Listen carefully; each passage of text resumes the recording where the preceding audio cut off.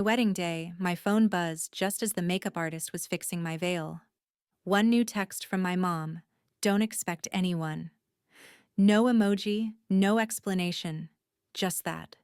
My name is Lauren Parker. I was 29, standing in a white dress in a seaside lodge in California, and I actually laughed at first because I thought it had to be a joke. Who tells their daughter that minutes before she walks down the aisle? I told myself she was just being dramatic, that they'd all be there when the music started and the doors opened. Then the music did start. The doors did open, and the entire left side of the aisle, the side that was supposed to be mine, was nothing but empty chairs and flower petals. No mom, no family, no one. I focused on the man waiting for me at the end and pretended it didn't hurt, pretended my chest wasn't burning every time I glanced at the rows that should have been full. We said our vows, we smiled for the photographer, we cut the cake like everything was normal. It wasn't. Later that night, barefoot in my wedding dress with my heels kicked off in the corner, I finally checked my phone again. There it was. A fresh Instagram post from my cousin. A group photo on a private beach in Hawaii. My mom, my family, all in matching linen, holding cocktails under palm trees. The caption said, "Family, forever." I stared at the screen until my eyes stung, then I typed two simple words back to my mom. Perfect timing. That was the moment I stopped begging to be part of their family and started taking my power back. 3 days later, my mom was pounding on my door and screaming, and I was sitting at my kitchen table with a cup of coffee. They thought skipping my wedding was the worst thing they could do to me. They had no idea what I was about to do to them. Stay with me to the end, and I'll show you exactly how their dream trip to Hawaii became the start of their biggest regret. I did not scream or throw anything that night. I sat on the edge of the hotel bed in my wedding dress, makeup smudged, phone in my hand, and I went very, very quiet. My husband, Danny Brooks, sat beside me, still in his shirt and tie, his jacket thrown over a chair. He kept asking, "Are you okay, Lauren? Do you want to call her?" I just showed him the photo again, the one from Maui, and the caption under it, "Family forever." The same woman who spent my entire engagement calling him a high school teacher with no ambition had flown to Hawaii on my wedding day to drink cocktails in matching linen and post about family. My mother, Victoria Parker, liked to say she built everything with my father from nothing, that Parker and Co-Home was her kingdom. That part was technically true. What she left out every time she told that story was me. I was the one who stayed late at the office in Houston, then later logged in from our apartment in Seattle, fixing her mistakes on loan documents, cleaning up their mess when my dad, Rick, forgot to send payroll, smoothing things over with the bank when they pushed the credit lines too far. I was the one who took the accounting courses, who became the one signature every bank officer wanted to see on a form. CFO sounded fancy on paper. In reality, it meant I held the keys to every account they swiped in Hawaii. My mother hated paperwork, hated reading contracts, hated talking to lawyers unless it was about her image. So years ago, she signed power of attorney and joint control over most of the business and family cards to me because it was easier if I handled it. It was supposed to be temporary. It never changed. I had been the safety net for years. I paid off their business trips that were really vacations. I quietly moved money around when my brother Jason overdrew the family credit line, starting one more half-baked project. I told myself that was just what family did. That night, staring at the glowing screen with that stupid caption, something in me snapped into focus. If I could keep them from sinking, I could also let them feel the water for the first time. Danny watched me close the photo and open my laptop. "What are you doing?" he asked softly. "Working," I said.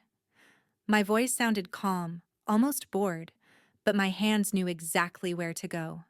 I logged into the main bank portal for Parker & Co. Home, the same system I used every week. Routing numbers, Account lists, corporate cards, family cards, the so-called growth fund my parents love to brag about. My name was on all of it. One by one, I started flipping switches my parents had forgotten I even had. Corporate cards, the ones they were using for the Maui resort and spa charges, set to suspended.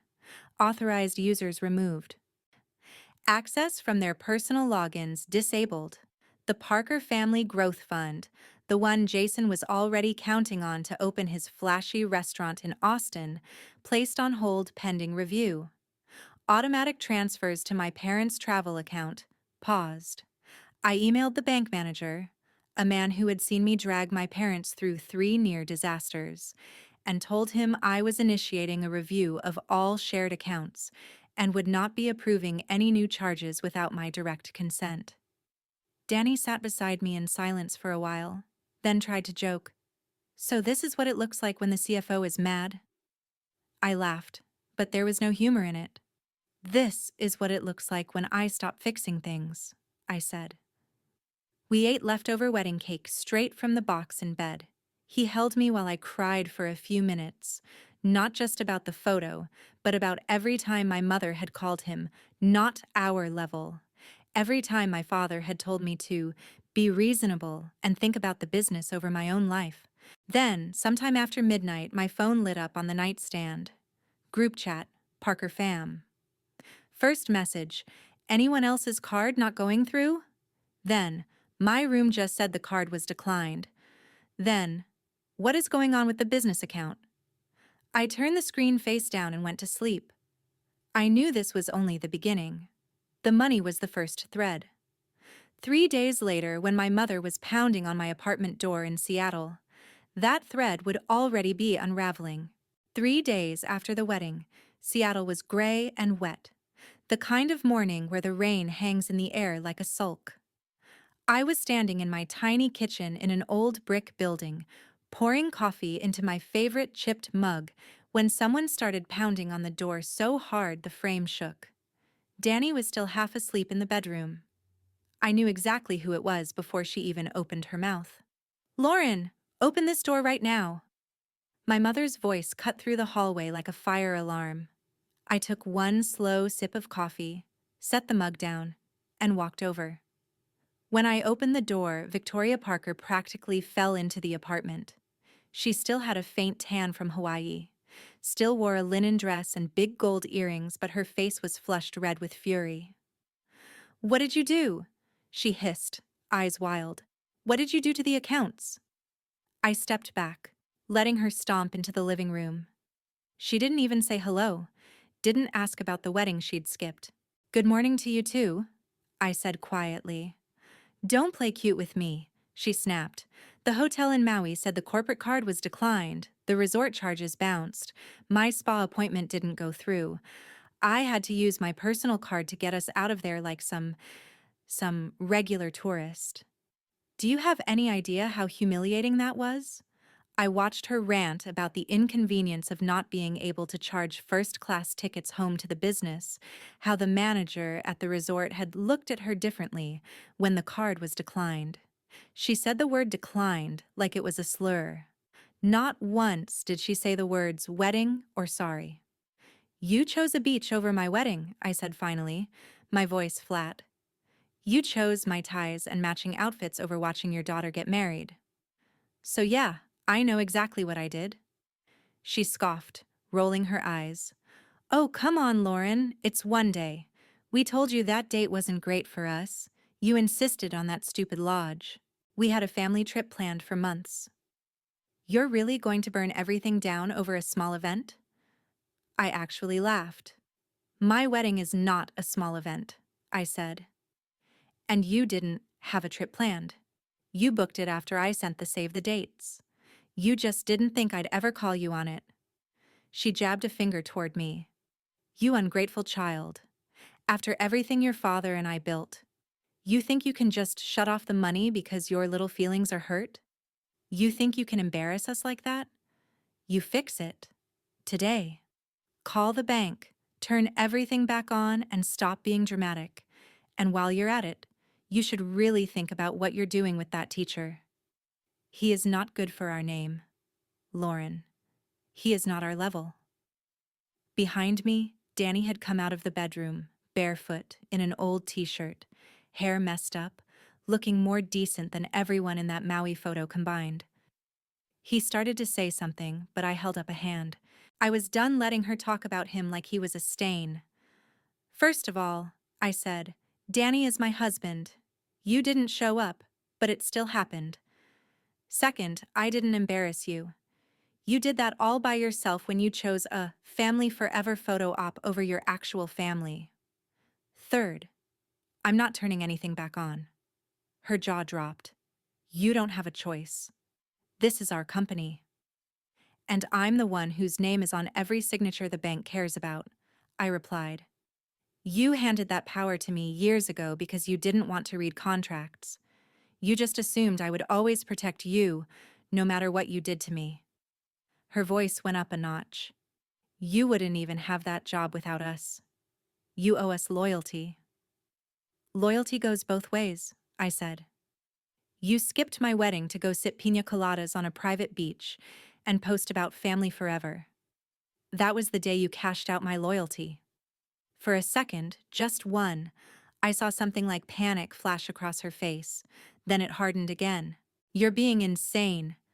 Fix the accounts, Lauren, or I swear to God you'll regret this. I stepped toward the door and held it open. My heart was pounding, but my voice stayed steady. You already made sure I regretted a lot of things, I told her. Not this. You chose the beach over me, Mom. Now you can choose how to pay for it. She stared at me like she didn't recognize me, then stormed out into the hallway, shouting over her shoulder, You're going to crawl back when this blows up in your face. I closed the door gently, turned the deadbolt, and leaned my forehead against the wood for a second. Danny wrapped his arms around me from behind. Are you okay? He whispered. No, I admitted. But I'm done pretending this is normal.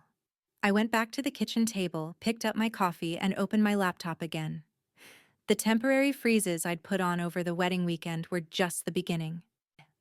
I submitted the formal documents to the bank to change authorization on the accounts, to require my explicit approval for any major withdrawals, to lock the so-called Parker Family Growth Fund until a full audit was complete.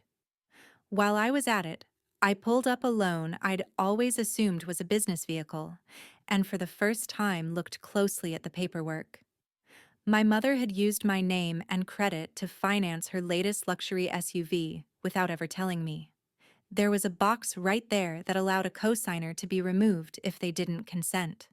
I checked it and started that process too. Outside, I could still hear my mother's voice echoing down the stairwell, furious, shocked that the daughter who had always fixed everything was suddenly letting her feel the fall. Inside, in my little kitchen, I took another slow sip of coffee and hit send. They thought their cards declining in Hawaii was the worst of it. They had no idea that mourning was just the first ripple of a much bigger wave. The funny thing about money is that when it's flowing, nobody wants to know how it works. The second it stops, everyone suddenly remembers your number. Within 24 hours of my mother storming out of my apartment, my inbox and phone turned into sirens. Jason was the first one to blow up my messages. At 8:07 a.m., I got a text. Hey, weird question. Did you touch the Parker Family Growth Fund? The bank says it's under review. 5 minutes later. Lauren, seriously, I have meetings scheduled. I already told the landlord in Austin I'm signing the lease this week. Then an email popped up from the loan officer we'd been dealing with for Jason's restaurant, politely notifying us that due to the sudden change in the status of the collateral account, they were pausing final approval. Translation: no more free money. I could almost hear Jason's tantrum through the screen. By lunchtime, my Aunt Monica was calling, her voice high and shaky. Honey, something must be wrong with the system, she said. I was at Nordstrom and they said my Parker card was declined, in front of everyone. I told them I'd call you because you handle these things. Can you just fix it? I have things I need to buy this week. I pictured her standing there in designer heels, clutching armfuls of clothes she didn't need, and for once, I didn't feel that old rush of panic to make it all go away. "The cards are under review," I said. "I can't just flip them back on." She huffed. "Your mother said you're overreacting because she missed your little ceremony. You can't punish the whole family for that." My little ceremony. Right. By the end of the day, the office in Houston had chimed in too. An email from our bookkeeper. Subject line, urgent. The landlord for the warehouse wanted to know why the automatic payment had bounced. The utility company for our Florida vacation house had sent a disconnect notice. Vendors who used to eagerly extend us credit were suddenly asking for payment up front. I spent years making sure those emails never reached my parents by catching problems before they surfaced. Now I let them pile up in my inbox, a digital avalanche of consequences finally rolling downhill to the people who caused them. Late that afternoon, my phone rang with a number I didn't recognize at first. When I picked up, a familiar voice came through, warm and gravelly. "Lauren, it's Martin Cole. You got a minute?" Martin had known my parents since before I was born, one of those old-school businessmen who remembered every assistant's name and still carried a leather planner. He'd watched me grow from the kid doing homework in the back office to the woman running the spreadsheets. "I'll be honest," he said. "Your mother is tearing her hair out. She says you've gone rogue." I almost laughed. "I'm just doing my job," I replied. There was a pause, then a low chuckle. "That's what I figured," he said. "Look, I'm not calling to lecture you. I've told your parents for years they leaned too hard on you without respecting you. They didn't listen. Now they're feeling it." He cleared his throat. "Off the record, some folks have noticed you're less involved lately. There's a company I advise, Lighthouse Living, up in the Pacific Northwest. They've been wanting to expand into Texas and Arizona. They're interested in acquiring shares of Parker and Co. if they come with a certain CFO's brain attached, even if that CFO doesn't stay on full-time. You follow?" I stared at the wall for a second, letting that sink in. My parents always acted like their name was untouchable, like Parker and Co. was some permanent monument. In reality, it was a mid-sized regional chain in a crowded market. The only reason we'd stayed ahead was the systems I'd built, the relationships I'd maintained. They didn't own that part of me. I did. "So, they'd buy my stake," I said slowly, "even if I walk away?" "At a good valuation," Martin said. "You'd have a clean exit. They'd get a roadmap. Your parents would get a wake-up call. Everybody wins. Or at least, everybody gets what they've earned." After I hung up, I sat at the table with Danny and told him everything. "If you do this," he said gently, "there's no going back. They'll say you betrayed them." I thought about the empty chairs at my wedding, the caption on that Maui photo, my mother calling my life event a small ceremony, and my husband not our level. "They already did that," I said. "I'm just catching up." Over the next week, with Martin's help and a lawyer who worked for me, not my parents, I negotiated the sale of my shares in Parker and Co. Home to Lighthouse Living. We went through numbers, contracts, clauses I used to triple-check for my father while he bragged about his empire at dinner. This time, I circled what protected me. When the deal closed, a chunk of money that had once been locked inside the Parker name moved under mine alone. While my family scrambled to adjust to a world where credit wasn't endless and the company name didn't automatically open every door, I started saying no for the first time in my adult life. No, I wouldn't sign another loan. No, I wouldn't fix their cash flow issues. No, I wouldn't answer every frantic call. Instead, I took on a few freelance design clients, the kind of work that actually made me happy. On weekends, Danny and I packed sandwiches and drove out to little parks around Seattle, hiking trails I never had time for when I was tied to my parents' schedules. We ate on a blanket under gray skies, laughing about small things, while my phone buzzed face down in my bag. For years, I'd been the one keeping their world from collapsing. Now I was finally letting them find out what it felt like when I stepped away. And the funny thing was, the more their lives fell apart, the less mine did. It took about 2 weeks for the panic to turn into strategy, or at least whatever my family thought strategy looked like. One afternoon, I was at a coffee shop in Capitol Hill, working on a mood board for a small boutique client, when a man in a navy blazer stopped at my table. "Lauren Parker?" he asked. I looked up.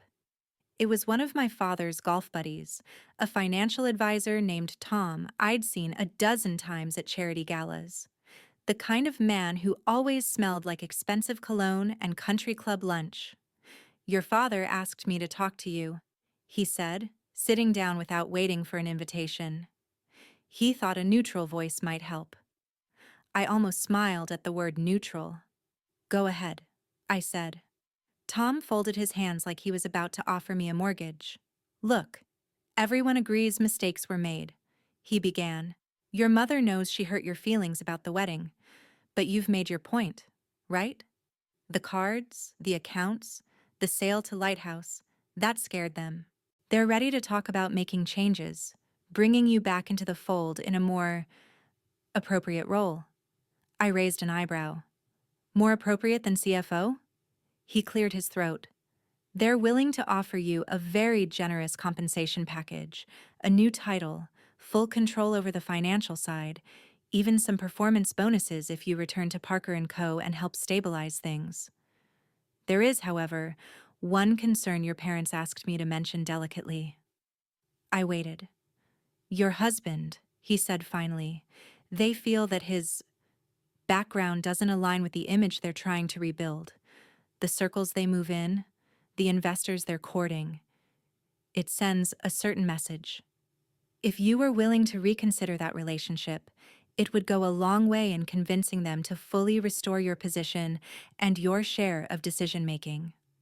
For a moment, the noise of the coffee shop seemed to fade.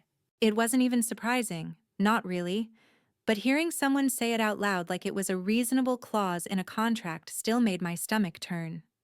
"So, the deal is," I said slowly, "I get my old job back and they stop screaming if I divorce my husband." Tom shifted uncomfortably. "No one said divorce, just reevaluating whether he's the right long-term partner given everything at stake for the company." I stood up, picking up my laptop. "Tell my father I already made my choice," I said.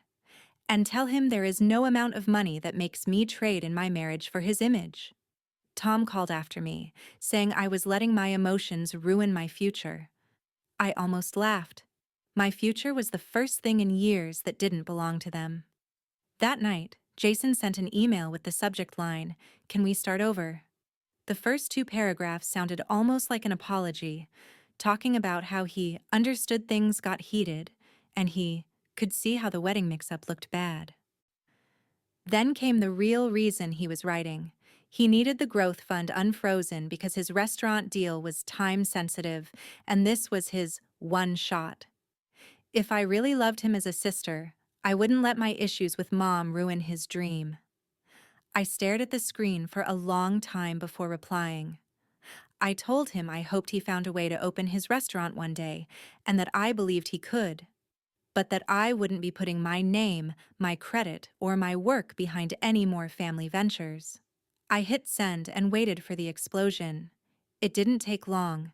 The next morning, I got a certified letter from a law office my parents had used before, full of vague legal threats about damages, interference with business relationships, and breach of fiduciary duty. I forwarded it to my own lawyer, the one who had handled my exit. He called me after reading it and actually chuckled. "They'd have to prove you acted outside your authority," he said. "You didn't. They signed those documents. They gave you that power.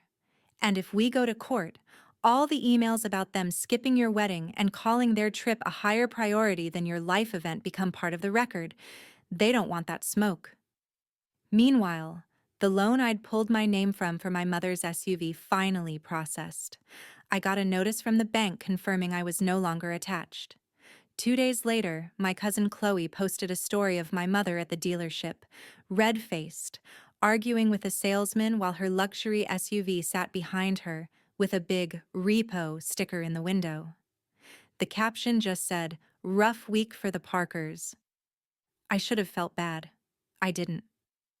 Around the same time, Lighthouse Living asked if I'd be open to a short-term consulting contract, helping them implement the inventory systems and reporting structures I had designed in my head, long before my parents ever let me put my name on anything. I didn't give them any of Parker & Co.'s secrets or client lists. I didn't have to. The real value was in how I thought, the processes I built. Those were mine. Within a month of working with them a few hours a week, I watched from the sidelines as their online reviews skyrocketed and more shoppers in Texas started mentioning Lighthouse instead of Parker. The thing my parents were most afraid of, losing status, was happening in slow motion. The final straw, at least for them, came on a Sunday night. I was cleaning up after dinner when a notification popped up on my laptop from an old company Zoom account I still had access to. "Family meeting," the title said. Against my better judgment, I clicked join with the camera off. Faces popped up one by one. My parents in their living room, Jason in what looked like a cramped apartment, Monica with a glass of wine. They started talking over each other immediately. My father blamed my mother for pushing too hard on the Hawaii trip, said if she had just gone to the wedding, none of this would have happened. My mother started crying, insisting she was the real victim, that I had stolen her company. Jason shouted that they always bailed out my mistakes, but the one time he needed help, suddenly everyone was teaching him a lesson. Not one of them, in that entire 40-minute call, said the word sorry. Not one of them said, "We hurt Lauren." I watched them claw at each other, each one trying to find a way to make this my fault, while also begging for a solution only I could give. When my mother finally said, "She'll come around, she always does, she's soft," something in me settled. No, I thought. Not anymore. I closed the laptop. Outside, Seattle rain tapped against the windows. Inside, Danny wrapped an arm around my shoulders on the couch, the two of us quietly watching a movie while my family's world continued to crumble without me holding it up. The thing about revenge, at least the kind I never planned on taking, is that it doesn't arrive as one big explosion. It shows up in 100 smaller ways, day after day, until even the people who swore they were untouchable start to realize the ground under them is gone. A month after that family Zoom call, Parker & Co. Home closed its first store.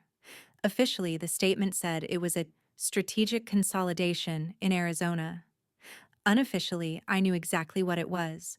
That location in Scottsdale had always been one of our more fragile ones.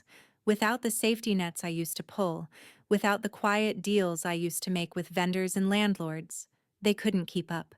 Photos started popping up online.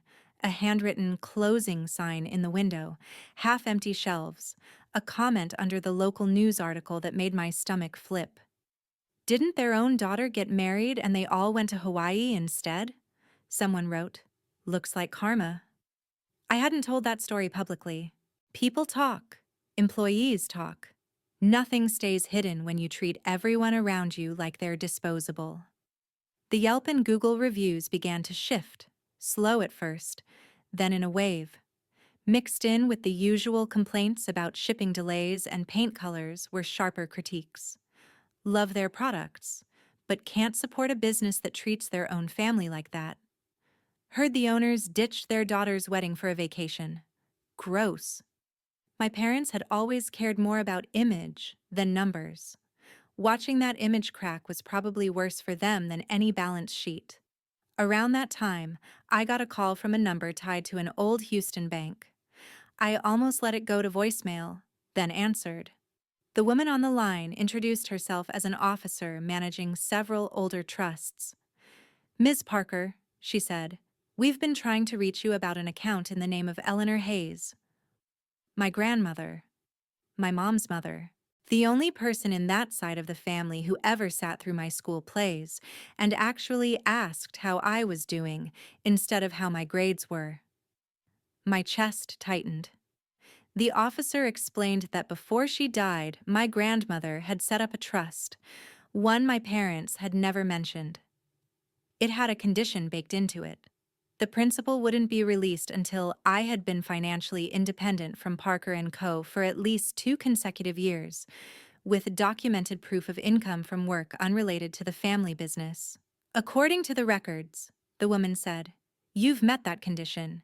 Your freelance income, your work with Lighthouse Living, and the sale of your shares all qualify.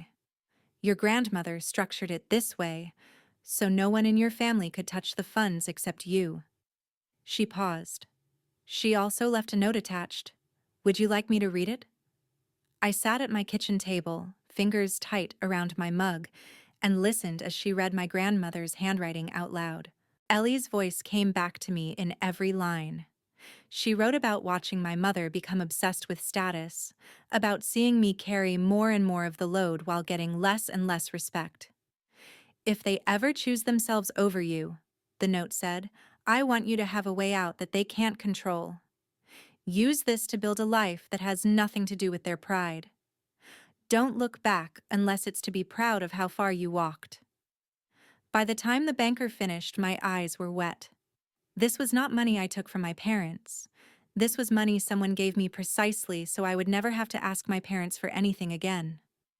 Within a few months, that trust, combined with my own savings and the consulting income, became the down payment on a small craftsman house in Portland, Oregon. Danny and I signed the papers on a sunny afternoon, our names side by side, no Parkers anywhere in sight. While we were walking through our new empty living room, planning where to put a couch and where we'd hang future photos that actually meant something, my phone buzzed with a text from an old coworker. They're selling the Florida house, it said, and Jason's working part-time at that coffee place on 3rd to make his car payments. Later, I heard my parents had to move out of their big Houston house into something smaller, had quietly lost their seats on the local business boards they loved to brag about. Invitations dried up. People stopped treating them like royalty and started treating them like what they really were. Aging business owners who'd burned too many bridges, including their own daughter. I didn't feel triumphant. It wasn't fireworks. It was more like finally exhaling after holding your breath for way too long. They were living in the world they'd created without me propping it up. I was, for the first time, living in one I chose. I wish I could say there was one perfect moment where everything tied up neatly, where I stood on a metaphorical mountaintop and declared myself healed. Real life doesn't work like that. It came in quieter ways. It was the first Saturday morning in Portland when I woke up to sunlight instead of my phone buzzing with some crisis my parents had created.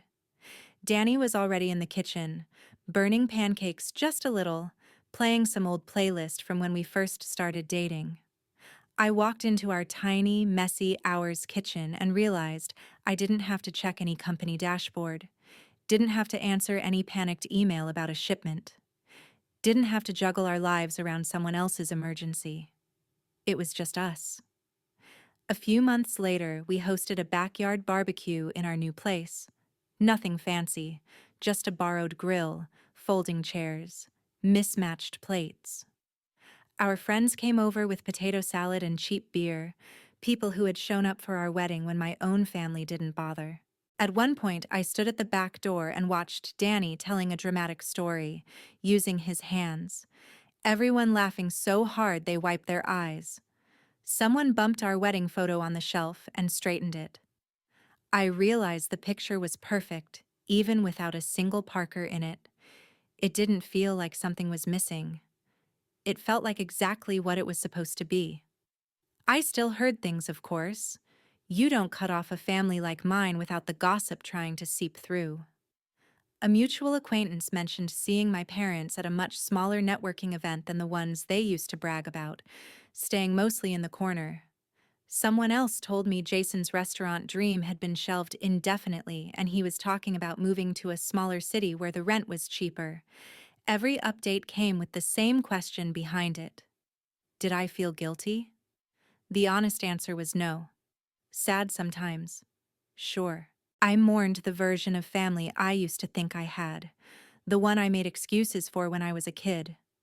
The one where if I just worked a little harder, proved myself a little more, they'd finally show up for me. But guilt? That's what they tried to train me on for years. I walked away from it. I didn't ruin their lives. I just stepped out of the role where I saved them from the consequences of their own choices. They chose to skip my wedding. They chose to put their image and their comfort above my happiness, above basic respect for the person they raised. All I did was choose myself for once. It took me a long time to realize this, but blood isn't a free pass to treat someone however you want. Family is not a magic word that erases cruelty or manipulation or neglect. The people who love you are the ones who show up when it matters, who don't ask you to shrink yourself or trade your happiness for their reputation. I used to think setting boundaries with family was selfish. That's what they taught me. Now I know it's the opposite.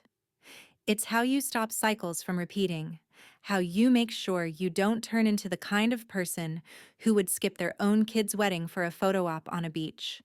Some nights, when the house is quiet and the only sound is the dishwasher humming and Danny grading papers at the table, I think about my grandmother's note. Don't look back unless it's to be proud of how far you walked. I didn't walk away because it was easy.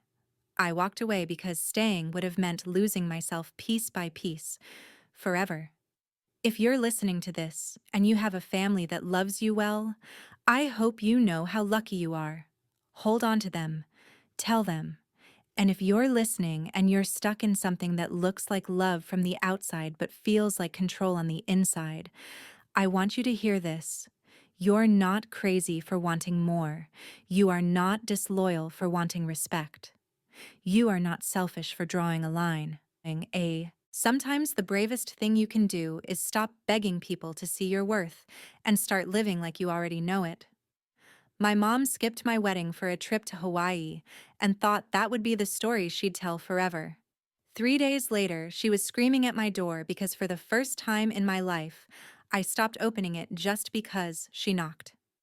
I built a different life on the other side. And honestly, that's the only family forever I need. If you were in my shoes, would you have done the same? Or have you already had to walk away from someone who kept calling themselves family while acting like anything but? Tell me your story. Someone out there might need to hear that they're not alone.